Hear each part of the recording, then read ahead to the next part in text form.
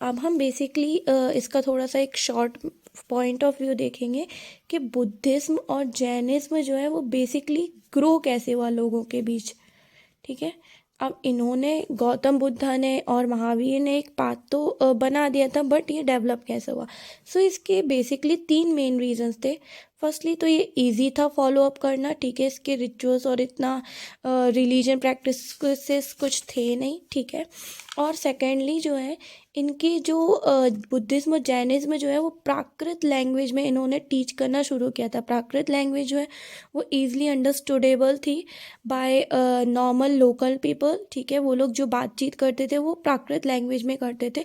Whereas अगर हम बाकी वेदांत का देखें तो वो संस्कृत लैंग्वेज में होती थी, जो कि लोकल पीपल को समझ में नहीं आती थी। एंड थर्डली ये कास्टिज्म में जो है वो बिलीव नहीं करते थे, तो इनको क्राफ्ट्समैन और ट्रेडर्स वगैरह जो थे वो इसको ईजिली फॉलो अप कर पाते थे। इवन लोअर कास्ट पीपल भी जो है वो इनकी आइडियोलॉजीज़ को ईजिली फॉलो अप कर पाते थे। तो इसके थ्रू जो है बुद्धिज्म और जैनिज्म ईजिली प्रैक्टिस में आ गया और ये वर्ल्ड के अलग अलग जो एरियाज थे वहाँ पे ग्रो करने लगे। सो बेसिकली अब हम देखेंगे बुद्धिज्म और जैनिज्म का कंपैरिजन, उनकी सिमिलैरिटीज़ और उनके डिफरेंसेस। फर्स्टली हम सिमिलैरिटीज़ देखेंगे दोनों के।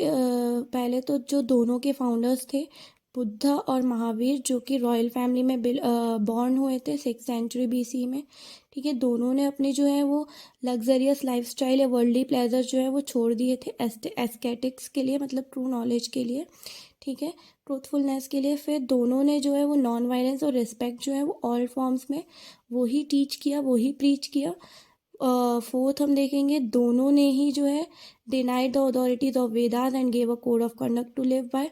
उन्होंने वेद का जो ज्ञान था वो सारा त्यागने को और एक नया धर्म जो है वो अपनाने को बोला, ठीक है। दोनों ने ही कर्म और मोक्ष को जो है एक मीन्स और एक लाइवलीहुड या इंडिविजुअल की लाइफ का एक साधन बताया। डिफरेंसेस क्या है, बुद्धिज्म ने जो है वो नो इंजरी बताया है लिविंग थिंग्स में, और जैनिज्म ने जो है वो ये बताया है कि हर एक चीज़ जो है, हर एक लिविंग बीइंग जो है वो एक सोल से बना हुआ है, उसकी आत्मा है, हर एक चीज़ में एक आत्मा से बना हुआ है, ठीक है। और बुद्धिज्म जो है उन्होंने 8 फोल्ड पाथ्स बताए सैल्वेशन पाने के, मतलब मोक्ष पाने के। और जैनिज्म ने जो है वो मॉन्कहुड बताया है मोक्ष पाने के लिए, कि आपको सन्यासी या संत वगैरह बन जाना चाहिए सैल्वेशन पाने के लिए। तो ये इनकी सिमिलैरिटीज़ और ये इनके डिफरेंसेस हैं, ओके।